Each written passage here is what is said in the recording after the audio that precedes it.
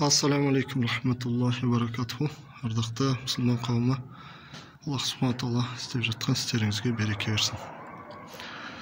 Біздің кезекті бір видео темір қақпалар, Маңғыстау облысы, Жаңаөзен қаласы. Біздің қаламызда әдетте книжныйымызда кітапша воротлар болады, екі шетке ашылатын топсамен. Жоқ, бізде әдетте ысырылмалы, яғни ролик арқылы екі шетке жылжу арқылы ашылып жабылатын воротлар құрастырады. Сол воротларға қалай құрылу жүйесі бізде әдетте осылай істейді деп жағдай барынша түсіріп көрсетуге әрекет етіп жатырмыз. Аллахтың өзінің мейірімділігін талап етіп видеомызды бастаймыз. Енді видеоға келместен бұрын бұл видео қақпа жайында айтатын сөздер өте көп болғандықтан біз бұл видеоларды серияға бөліп түсіруді жөн көріп отырмыз. Себебі әрбір ұсақ түйектеріне дейін айтуға ниет етіп жатырмыз. Сондықтан да бір видеоға бұл көп болып кетеді. Сондықтан бірнеше кезеңдерге бөліп түсіруге әрекет етеміз. Қысқаша түсінік мынандай. 5 листтен тұрады. Яғни 1 метрге 2 метр листтер ғой. Яғни бұлай өлшемі 2 метр, бұлайынан 1 метр. Груб есептегенде негізі 1-2 сантиметр плюс-минус ойнайды. Плюске қарай ойнайды, енді минусқа жоқ қой. Жалпы рамкілер арқылы құрылады. Рамкілері профильден білесіздер, 40-40, 1,5 миллиметрлік. Және сол рамкілерге листтер жабысады, дәнекерленеді. Осының арасында өзінде есікше болады. Дәл ортасында есік қалдырып кетеміз. Екі ролик болады. Сол ролик 15-тік турбаның үстінен киіліп жылжиды. Ең алдымен өлшенетін өлшем ол листтің өлшемдері. Яғни анық өлшемін шығарамыз, миллиметрлі өлшеп шығарамыз. Біздің кезекте ені 101 сантиметр, 1 миллиметр. Ұзындығы 2 метр, 2 сантиметр. Оны неге өлшейміз? Ол әрине өлшеген себебіміз біздің рамкілерді құру үшін сол өлшемдер керек болады. Яғни 4 листі бір-біріне тақап қойған кезде ол 5 метр, осыны 5-ке көбейтеміз, 5 листке. 5 метр, 5 сантиметр, 5 миллиметр. Яғни біз асты үстіндегі профилімізді сол листтің енінің өлшеміне қарап шығарамыз. Яғни 5 метр, 5 сантиметр қылмаймыз да, 2-3 сантиметр қосып ала береміз. Себебі лист бірінші басталған кезде ол осы шетке келіп тұрмайды. Шетке келіп тұрғызып та жасауға болады. Кішкене 1-1,5 сантиметр кіріп тұрғанында зиян жоқ. Кішкене 3-4 сантиметр өлшем ұтамыз деген сөзді. Мұна өлшем солай шықты. Біздің кезекте 5 метр 8 сантиметр қылдық. Негізгі керек 0,0 керек размер 5 метр 5 сантиметр 5 миллиметр болуы керек еді. Біз 5 метр 8 сантиметр қылдық. Енді мұна өлшемге келетін болсақ, ол өлшемдер 2 метр 2 сантиметр. Енді воротының биіктігінің өлшеміне келетін болсақ, ол 2 метр 2 сантиметр. Біз арғы басынан осындай жер болады. Содан бергі аяғының осындай жеріне дейін 1,80 жоқ, 1,97, яғни 5 сантиметр кем алдық.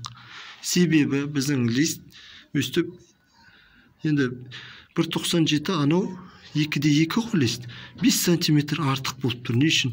Себебі листіміз біздің ролик тұратын жағын бетіп жауып тұруы керек. Яғни бетіп шығып тұрады 5 сантиметрде юбка сияқты болып. Қазір көрсетіп жіберейін.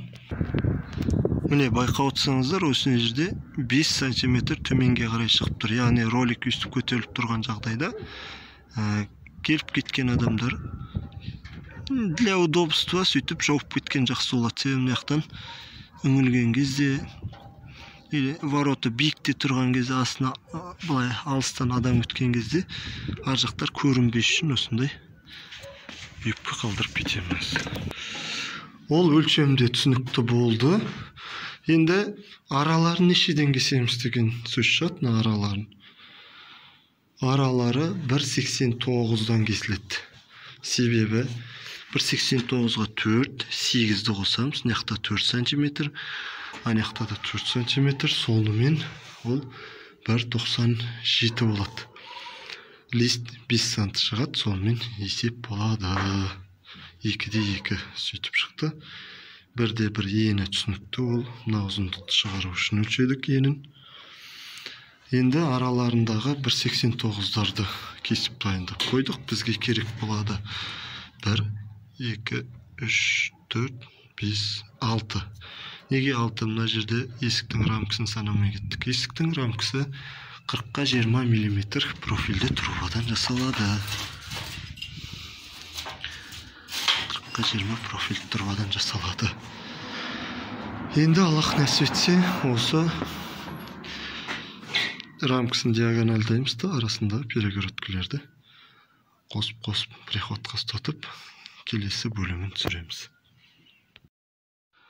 Келесі айтатын нәрсе, профильді трубалар бір-бірімен қырылып тұру керек. Яғни мынау бері қарай шығып кетпеу керек, кіріп те кетпеу керек. Осы шеттері бір сызық болып тұру керек қой, ұрып айтқан кезде. Шел болмау керек та, жағдай барынша. Сосын мына қатар мен мына қатар бір-біріне притик жатып тұру керек. Яғни мынау бетіп тұр ғой, міне. Мынау бетіп тұр не. Енді қисық кесілген екен. Бетіп бір-біріне әдемі болып жатып тұру керек та. Бет көтеріліп қалмау керек, қисайып кетпеу керек. Қалай қойылды, бір-біріне притик барып тұру керек. Сосын приходқа атқанда міндетті түрге рагаш бар ғой, рагаш. Осымен приходта атқан жағына қарай майыстырып тұру керек та. Мысалы үшін төбесін приходтап диагональ шығарып алдым ғой, астын приходтау керек болады. Сол кезде мынаны бері қарай қайырып, мына профильді бүйтіп анаған сығып ұстап тұру керек та. Сваркілеген, ол мейлі тиіп тұра берсін, сонда да рагамен ұстап тұру керек. Себебі приходтаған кезде мына профиль деген қашып кетеді, секіріп. Сол үшін қысып ұстап тұрып приходтасаң, дәл сол күйінде қалып қояды. Келесі айтатын нәрсе, листер бір-біріне орталардан перегородкілер түседі, сол перегородка осы жерге кеседі, 40-қа 40. Қазір көрсетейін, анықтап. Мына перегородка міне. Сол үш жерден ар жағына қосылады. Екеуі бір үстіп қосылады. Дәл үстіп қосылады. Сосын листтер, темір листтер, екі лист қой, мына жағына бір лист жатады, мына жағына бір лист. Мына жағынан келген несіне перегородканың жартысына дейін келеді, мына жағынан келген нес жартысына дейін келеді. Яғни 2 сантиметр мына жаққа, мына листке арналған, 2 сантиметр мына листке арналған. Өстіп келе береді. Барлық листтер сөйтіп жатады да. Жартылай мініп жартылай. Мына есіктікі бөлекше міне. Ар жақта көрсетілген шығар. Міне есіктікі бөлекше. Яғни есіктікі ортаға келмейді. Есіктікі 3,5 сантиметрін алып жатады. Сосын мына жерде профиль тұр дедік қой. 3,5 мына жақтан келген лист 3,5 сантиметр мінеді. Ана есіктің лисі ол 5 мм мініп тұрады. Қазір не үшін екенін көрсетем. Тек жаттап отырыңыздар. Мына жақта солай есік яғни бүйтіп келіп мынаған тіреледі ғой, бір шеті топса тұрады. Мына шеті 1,5 сантиметр мінеді, мына жағы 2,5 сантиметр. Не үшін екенін барлығын көрсетем иншалла. Ортасына келмейді да, басқа листер сияқты қалғандарының бәрі ортасына келеді. Есікте өзгеріс бар. Соны жаттап отырыңыздар, қазір көрсетем. Үйдің затына келдік, не байқап отырсаңыздар, 5 мм есік мынау деген 2 сантиметр шықпайды, оны топса тұратын жағы 5 миллиметр шығады. Сол 5 миллиметрге мына жақтан орын тастап кетесіздер. Ал мына жағы 1,5 сантиметр. 1 сантиметр қалдырсаңыз да болады. Мынада 1 сантиметр қалған. Міне 1 сантиметр қалғанда. Неге? Себебі мына лист деген көп шығып тұратын болса, мынадан ол уже жабылып, мына 1,5-дық лист бетіп майысуы мүмкін да, сол қайырылып. Сондықтан 1,5 сантиметр аз қалдырып кетесіз. Аз болған сайын ол мықты болады деген сөз шығады. Міне мына 5 миллиметр қалдырып кеткен. Өстіп жабылғанда бір-біріне тақалып тиіп тұрады. Рамканың ішіндегі аралықтары дәнекерленді. Екі листі бір-біріне қосып тұрушы перегородкілер. Және де сваркілеген кезде енді төбесін приходтап аламыз ғой. Сол кезде бір шетінен приходтап кетпейміз де, мына бұрыштан приходтадық па, соған қарсы астыңғы бұрыштан приходтаймыз. Яғни төбесін приходтап алғаннан кейін рагашты саламыз да ары қарай итеріп отырамыз. Профиль бар ғой, сол бүйтіп анаға мығысылып әбден жату керек та. Жатқан кезде астынан дәнекерлейміз, бәрінде сөйтеміз. Сосын әуелде рамка бастап атқан без перегородкасыз 4 бұрышында рамкасын құрастырдық қой, сваркілемейміз. Тек приходқа ұстатып қоямыз. Араларындағы барлық перегородкалар қойылды ғой, сосын барып дәнекерлейміз. Яғни тек беттерін сваркілейміз. Қапталдарын сваркілеудің қажет жоқ. Листер жеңіл, профильдер де жеңіл, ондай қатты салмақ түспейді. Сондықтан да екі шетін сваркілейміз. Мына шетін сваркілейміз, кері аударамыз да ар жағын сваркілейміз. Осыған дейін істелген жұмыстың қысқаша түсінігі осы. Енді қазір айналдырып толық сваркілейміз иншалла. Ұмытып бара жатырмыз екен.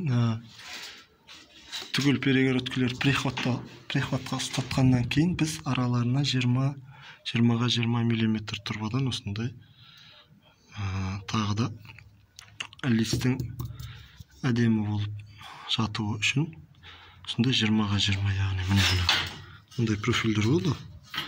Солармен тағы осындай дополнительный упор береміз да, чтобы лист кең ғой, үлкен ғой. Сол тек мына өзіне сваркілеген кезде листің ортасы бүйтіп. Негізі майыспайды, бірақ майысуы мүмкін да. Сол үшін мына жерде былайынан, сосын ортасынан бүйтіп тектес, арпы тектес сондай перегородкілерді сваркілейміз. Сол үшін мына приходта тұра берген жақсы, барлық 20-20-ларды жағандай қылып приходта аламыз ғой әрбір. Сосын барып түгел дәнекерлеген жақсы. Себебі мына сваркілеген кезде, дәнекерлеген кезде приходтап, бірден приходтап ұстасаңыз, мына заттар бүйтіп профильдер майысуы мүмкін. Вороты бүйтіп ұзыннан жатыр ғой, сол бүйтіп астығы майысуы мүмкін, или ішке кіріп кетуі мүмкін. Немесе мына аралықтары сварка тартып құрттай майысуы мүмкін. Енді ол көңілге де жалпы грубый майыспайды. Енді адам көңіліне сөйтіп майысатын сияқты болып көрінеді. Сол себептен қазір 20-20-ларды бүйтіп түгел сваркілейміз. Тек есікте болмайды, қалғандарында болады. Есіктің өзінің рамкасына сваркіленеді. Араларына 20-20 профильдермен осындай жаңа листің мықтылыққа, упорға кішкене осындай құрастырдық. Ол енді өзінің наглаз қойып жіберуге болады жалпы. Біздің кезекте осы шеттен мынаған 55, ар жағында 55, арасы 83. Чтобы лист үстіне лист жатқызады ғой. Сол кезде теп-тегіс әдемі болып жатуы үшін қойып жіберіп жатырмыз. Қоймауға да болады, жоқ, бірақ қойған әдемі болады. Себебі лист деген қойып приходта, мынаусыз приходтаған кезде кішкене бел береді да, сондай. Соны істедік. Мына жерде істемей отыр деген себебіміз, мына жерде есіктің рамкасы болады өзінің. Есіктің рамкасына құрастырылады. Размерлері бөлек болғасын отыр пока. Достар, қақпамыздың есікті қою процесіне келіп жеттік. Аллахтың мейірімділігімен, баракаллаху фикум. Есіктің топсасы біздің кезекте былай қойылады. Енді әр ұста әр түрлі қоюы мүмкін.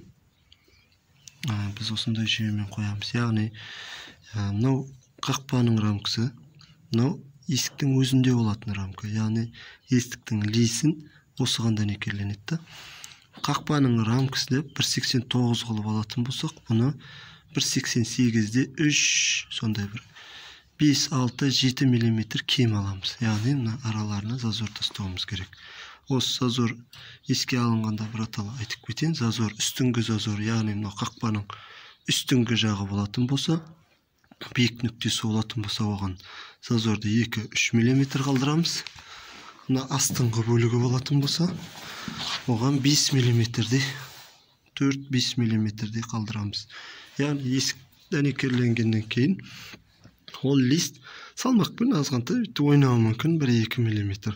Астын тақап кеткен жағдайда бұл ойнаса, астындағы рамкаға касация етуі мүмкін, яғни тиюі мүмкін ашып жапқанда. Соны тимейді ғой жалпы, бірақ сонда да соған бір еске алып, сонда ойластырып қою керек болады. Топсаға келетін болсақ, топса заводской топса осындай қапталдарында осындай затор, ана ялды өйтетін капельный дей ма. Яғни осы биік нүктесі, осы биік қырын өстіп темірге қойып дәнекерлейміз. Және де топсада мамка, папка деген бөлігі болады. Мынау мысалы үшін ойық бөлігі, мынау штуцер шошақ бөлігі. Яғни шошақ бөлігі астында қақпаның өзінің рамкасында қалады. Және де мына ойық бөлігі үстінде отқанымыз, мына қақпаның үстінде болдық қой. Соң үстінде мына есіктің рамкасында дәнекерленеді. Неге? Себебі мынадан жаңбыр жауған кездерде осымен бүйтіп бойымен ағып, мынау егер астына қарап тұратын болса, бойымен ағып, соң ішіне ойықшасына ызғар жиналуы мүмкін, сосын дат алады оны. Сол себепті үстіне қаратамыз, сол жаңбыр бүйтіп ағып келеді, мынаумен жолымен жүре береді. Бірінші, тек мына топса қоятын рамкасына струбциндер арқылы қыстырып ұстатамыз. Струбциндер арқылы бұны дәнекерлеп болғаннан кейін струбциндерді шешіп алып, ана профиль қыстырып ұстатамыз. Сосын екеуінің арасын өлшеп жалғай қоямыз. Астын үстінің рамкаларын өлшеп жалға жібереміз. Арасына зазор қалдырамыз, 4-5 мм зазор қалдырамыз. Не? Байқаутсаңыздар.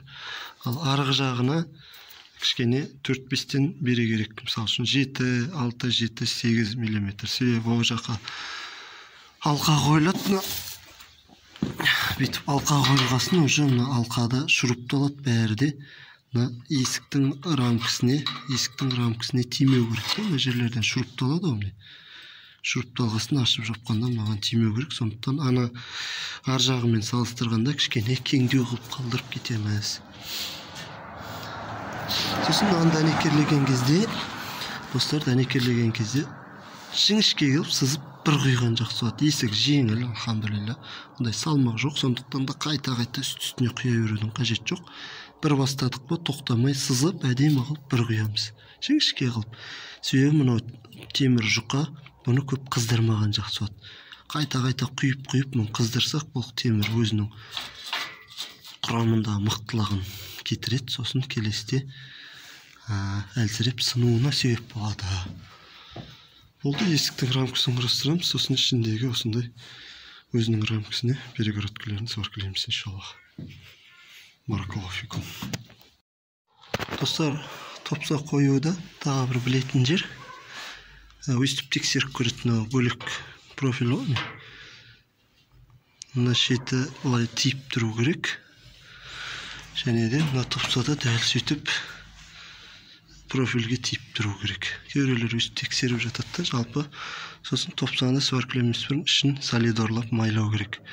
Себебі массалады осы сварка. Сварка массалады. Сол кезде мынаны ұрып атқан кезде топса мына темірден массалатын болса, өтіп топсаның ішімен қашып барып алады. Сосын топсаның ана ішіндегі ойық бөлігі мен шошақ бөлігі бір-біріне приходталып қалуы мүмкін. Ашып жапқанда қиналады. Сол себепті осыны ішін майлайды деп.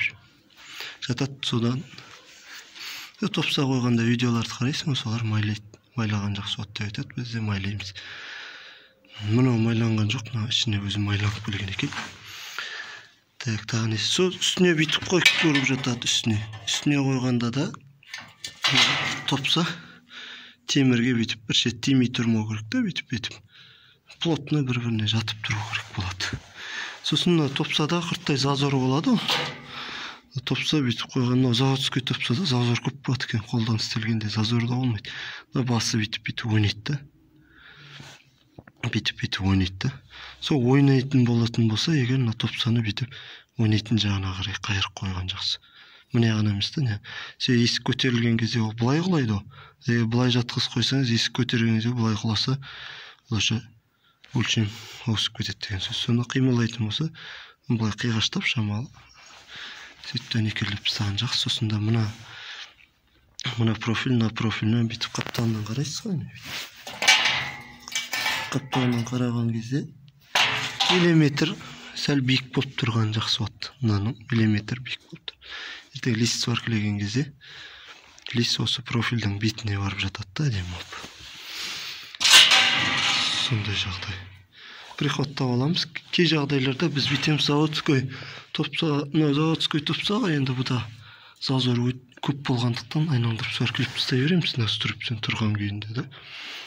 Ал эгер колдон истелген, притик истелген болсо, эч кандай шел, зазор, шатка болмайтындай дәрежеде болсо, онда биз приходтап аламыз да, сүрүпсөндөрдү босотуп ашамыз бүтүп экшетке. Сонда эгер топса кыйсыктан экеленген болатын болсо, о бүт ашып жаткан кезде мына приходто турго, шамал өзүнүн ыңгайына карап түзөө болот деген ниетпен истейбиз да. Сосын да мына көрүп атасыздар, анакта 4 мм, мынакта уже 5-6 мм болуп кеткен. Мынакта да 4 мм кысып турган. Сондуктан осындай тагы 4 мм-лик темирди аламыз да, ошону кысып туруп приходтап истейбиз. Қазір ана топсаны айналдырып сваркилеген кезде мынада иншаллах сол күйі ұстап қалады деген ниетпен баракаллаху фикум. Тәнекеледік топсаларын. Сүрүпсөндөрдү алып тастадык. Бұлай тек өзүн сваркилеп алган бір жак жер ашып жауып зат эткенде жагдайын байкап караган кезде ашып жап. Кейбиреулер рамкасын курастырып алат, сосын барып сваркилеп, сосын ашып жапканда бүйтүп ыңгайсыз болот да. Тагы айтып кететін нәрсе, мына экинчи жагын коябыз го, иншаллах. Сол кезде мына коюлатын замоктун орнун кесип жиберген жакшы болот. Кийин кеспейм, колдо бар кезде мына жерден оюлуп кесилет го. Сол замоктун орнун кесип оюп алып тастайбыз, сосын барып сваркилейбиз. Кийин тагы ашып жауып артын кескен кездерде кыйындык туурайт да, сондуктан да. Енді міне мына сваркиленди, мына байкапсыздарбы? Жеп-жиңишке кылып куюлган, катты анандай. Грубо айтканда напрягать етип куюудун кажети жок. Жеп-жиңишке кылып бир сызык кылып койсоңуз, арка жагынан да сваркилейбиз. Арка жагынан эми толтуруп куйбайбыз да, бир 3-4 см куябыз. Астыңкы жагынан да солай. Астыңкы жагынан куябыз. Аларды куюп, калган бөлүгүн жыйнайбыз. Баракаллаху фикум. Эсиктин топсосу коюлду. Арасында перегородкалар коюлду. Буда айтып кететін нәрселер айткандай. Ана топса коюлган зазор менен мына коюлган зазор эки бөлөк. Мынада 1,5 мм артык, 1,5 листтен оскан кыстырып жибердик. Жана топса койгон зазордун темирине. Эне мынактарда зазору астыңкы зазордон кичирээк болуу керек. Сосын мына бүтүп кысып койдук, ар жагында кысып койдук, өстүп кысып койдук. Сосын мына арасындагы темирди кескен кезде мынаган кең болуп кетпөө керек да. Кичкене жетпей калмоо керек өзүнүн өлчөмүнө, немесе асып кетпөө керек. Бүт сыгып бармоо керек, немесе босто турмоо керек. Бүтүп салган кезде туруп калуу керек да. Кол менен жиберген кезде өзү салмак менен стоп туратындай дәрежеде бир өтө жакшы бир өлчөммен кесүү керек. Себеби мына сыгып барганда сваркилеген кезде темірді майыстырат, ал былай ішке қарай кіріп кеткен кезде, дәнекерлеген кезде тағы да сварка тартып алады. Әрбір темірі өзінің орнына жатқан кезде притик әдемі бару керек те, мыналарда да зазор жоқ ешқандай да. Бәрі орнына әдемі болып барады. Сосын ортадағыларды қойған кезде, мынау былай майысып тұруы мүмкін ғой темір. Сол майысқанына өлшем шығармаймыз да, мына ортадағы темірлерді. Мына размер қандай болды? Мына размерді соған қоямыз. Егер ол қысып бармай атса, кеңітіп ішіне салып жібереміз, немесе жетпей атса, тартып дәнекерлейміз. Себебі мынаның размері бүйтіп иілгенге қарай размер шығарып дәнекерлейтін болсақ, сол иілгенмен қалып қояды да бұл. Тағы да айтатын нәрселер, мыналарды қойған кездерде мына зазорлар бір-біріне әдемі болып жатып тұруы керек та. Бүйтіп қойған кезде бұл деген я асты тимей тұрады, я үсті тимей тұрады, қисық болып тұрады да. Соны жаңа қайда бір темір бар еді. В общем, сондай бір зубил сияқты бір темірді пайдаланып, ішіне тығып қайырып отырып дәнекерлеу. Роликтерді қақпаға орнатқан кезде бұған алдын ала дайындау жұмыстарын жасау керек болады. Яғни қапталына тірегіш қанаттар сваркілейміз. Затқа осындай бұйым дайындап аламыз. Бұл бұйымның қазір қалай жасалатынын көрсетем. Бүйтіп тұрады, не? Сосын осы темір жаңа қақпаның астындағы профилі бар ғой. Соған дәнекерленеді да, бір жағы қысқа болады. Яғни бір жағы профильге бетпе-бет болып тұрады. Екінші жағы ұзындау болады, себебі оған лист мешайт етпейді. Қақпаны жабатын листтер бар ғой, сол мешайт етпейді, бүйтіп үстіне мініп тұра береді. О жағын 3 сантиметрдей артықтау аламыз. Ол үшін енді оған қатты бір сыр жоқ, бір айта қоятындай, бірақ сонда да қысқаша айтып өтейін. Листтің ортасын аламыз, не ортасы белгіленген. Жалпы ол листтің ортасын белгілейміз, содан 9 мм былай, 9 мм былай секіртеміз. Мына сызықтар 9 мм ортасын 9 мм екі шатқа қарай сырылған. Және де 1,5 см, яғни 15 мм былай тігінен сызамыз да. Сосын осыны кесіп алып тастаймыз. Мынаны кесеміз, мына жерін болгаркамен бүйтіп сызып жібереміз да, плоскоспен қайырып алып тастаймыз. Сонда осындай бұйым пайда болады. Осы бұйымның бір шетін осындай қысқа қыламыз, яғни мына шетінен бір 4-5 мм қалып тұру керек та, роликке тимейді. Міне 4-5 мм қалып тұру керек, сотқа дұрыс түсірмей тұрсыз. 4-5 мм қалып тұру керек. Ал екінші қыры бар, мына шетіне тағы бір түседі ғой. Ол енді кішкене ұзындау бола берген зиян жоқ, себебі ол қақпамызға жабыстыратын листке кедергі жасамайды. Сондай жүйе. Так, роликті дәнекерлеген кезде сондай струбцендер арқылы қысып қойған жақсы болады, сваркілеген кезде. Астына осындай 3 мм-дей зазорға үштік электродтардан ауысқан сымдар ғой. Соның сыртындағы порохын тазалап, арасына салып жібереміз өстіп. Жалпы екі шетінде қысып қойып істеуге болатын еді, онымен қиын болып тұрды, қайта тайып кетіп. Бір шетін айналдырып сваркілей аламыз, сосын екінші шетін струбценмен қысып, дәл осы жүйеде сваркілейміз. Болған күйінен қалай ворота қалай орналастыратын жайында айтатын боламын иншалла. Роликтерді дәнекерледік. Осы роликтің ішіндегі ойық бар ғой. Ойық сол 15-тік тұрғаның үстіне түседі. Сол арқылы жылжиды. Негізі мынау бар ғой, ролик деген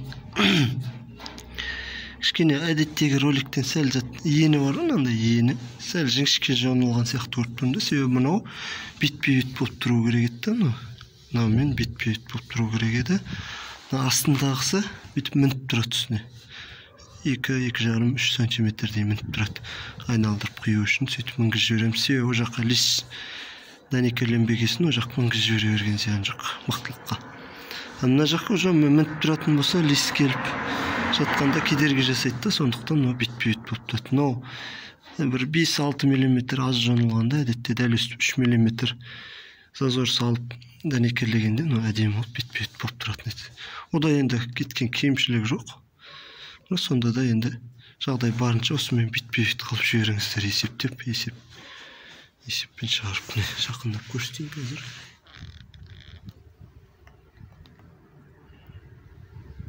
Екі шетінен дәнекерлейсіз, ішінен де айналдырып осындай бетінен сарып беріпсіз.